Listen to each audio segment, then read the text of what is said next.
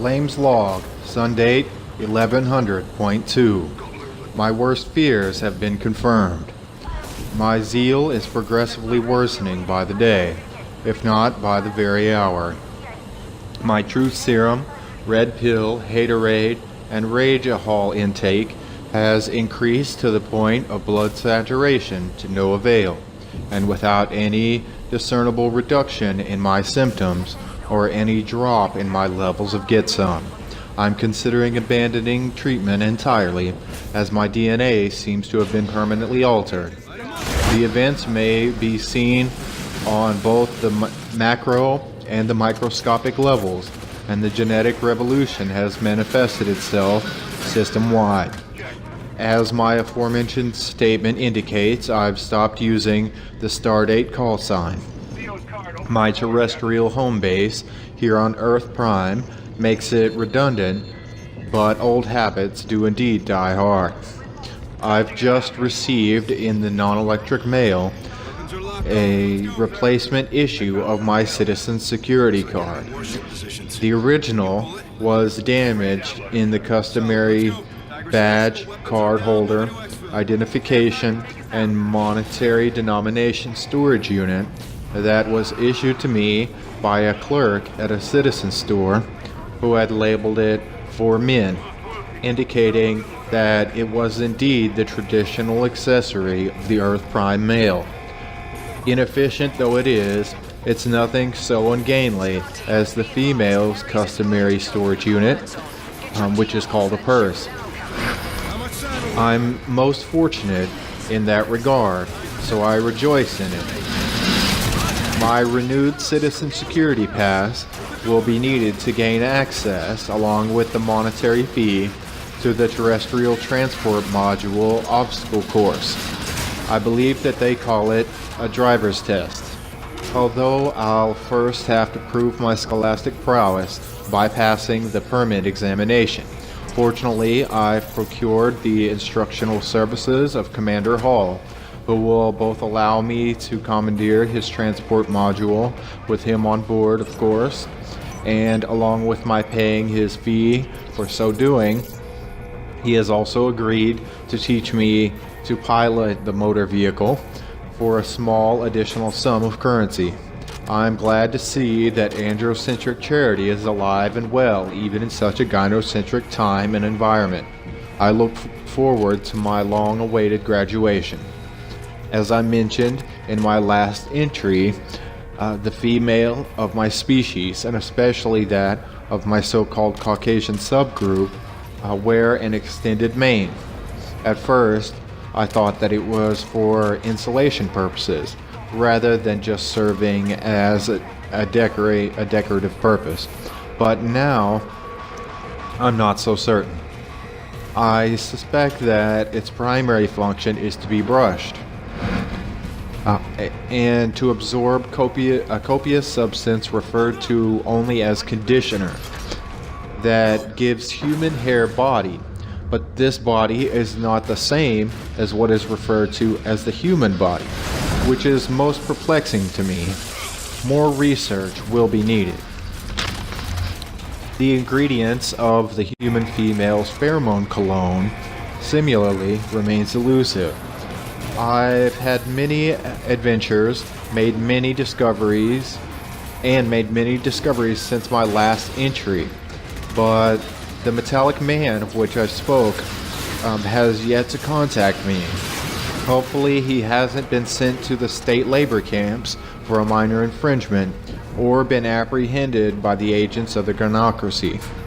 My last 2 transmission uploads were corrupted by a certain buzzing sound, so I deleted them and will hopefully transmit them anew in the near future.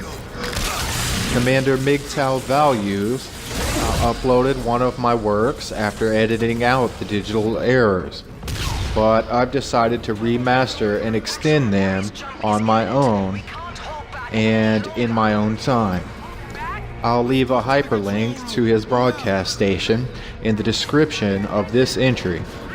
I met also a hostile native in the cafeteria today at Star Rise.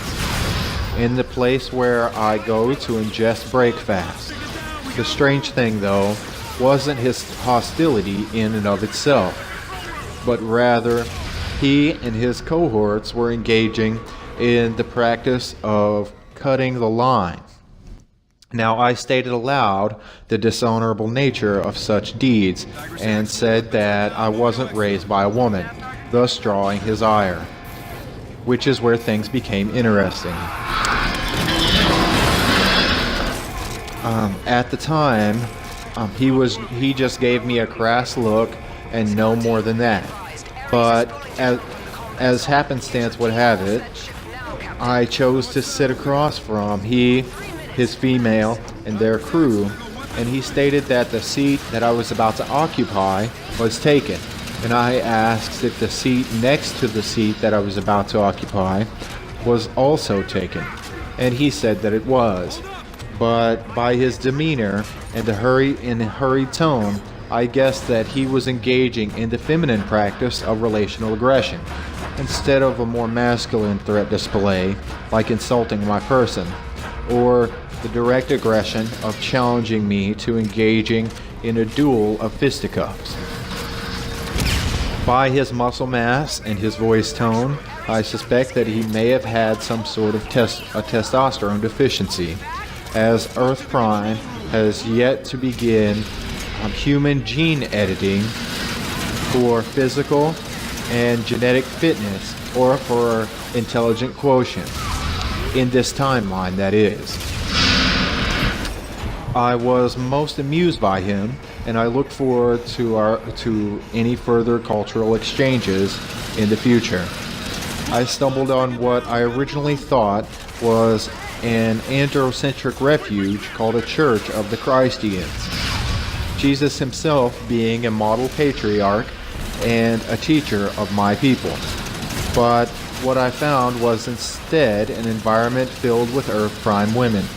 They kept asking me for my employment history, places of education, presumably higher education, my location of residence, my relationship status, and not to mention their persistent compliments and praises of me, as well as their admissions of affection for me, which seemed all the more strange because I was, a stranger in their midst myself. The requests for my numerical designation were very frequent, which is somewhat normal for me anyway. And this designation is in order to gain access to my mobile communicator, and they remain persistent as always. The man that was upset with me, of which I spoke, and as a final note, wouldn't fight with me, of course, but I happened to note that he had a face tattoo, like that of the Earth Prime boxer Mike Tyson, and like the first officer from the historical mission logs that I noted when I was young. My grandmother used to let me watch them late at night because she was a fan of them, perhaps in the hope that I would one day myself engage in star travel. Now, I may have let her down in not doing so, but maybe she just wanted to expose me to other sources of information. And I had great fun watching the Klingons engage in their gut-real language, and the transporters, and one of my siblings had the name of one of the crew members from the Star Trek Voyager series of history logs, and so I gained great amusement when they would call his name, because I would always repeat it and use it to poke fun at my brother, who was a good sport about it in his own way. Now, during one of the mission logs, I noted that Worf, the Klingon emissary, was engaging in some sort of honor-based duel, having one of his sword weapons called a batholith. And the batholith is a staff, I suppose, mixed with a sword.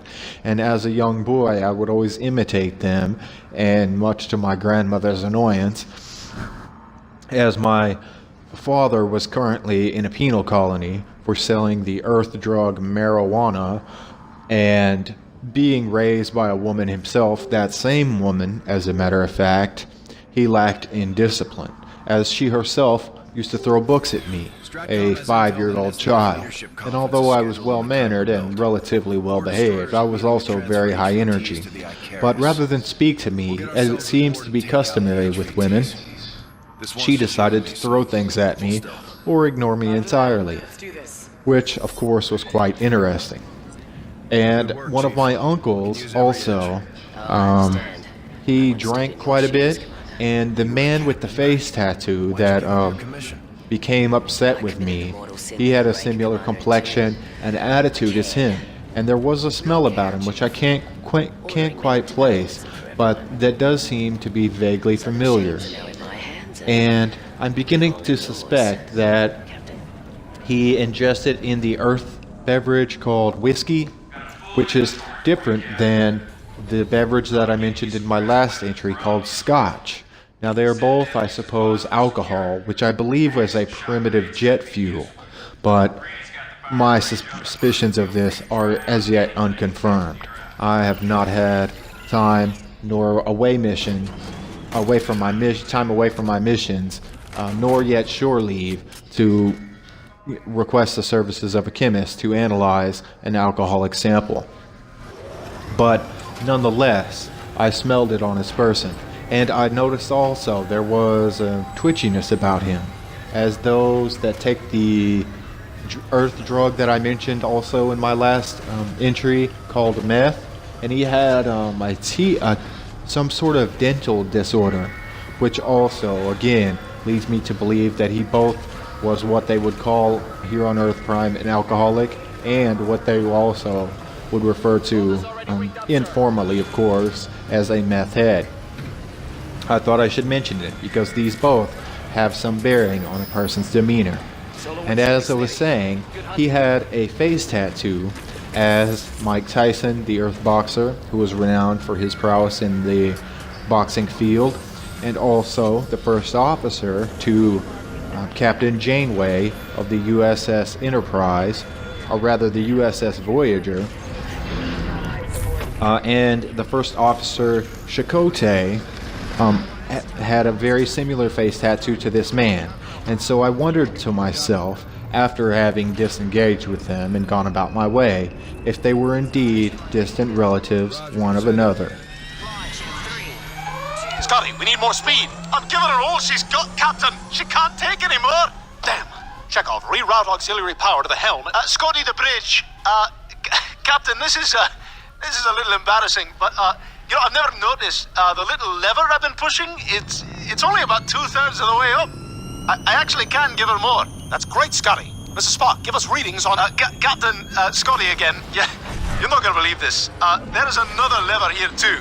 The ship can literally go 3 times as fast. I'm sorry, I feel like such a capital J jerk right now. It's okay, Scotty. Lieutenant Uhura, open all channels for Captain. I've got to interrupt again. I've just been thinking about this giving her all she's got thing. I mean, I've been completely wrong for years now. I feel terrible.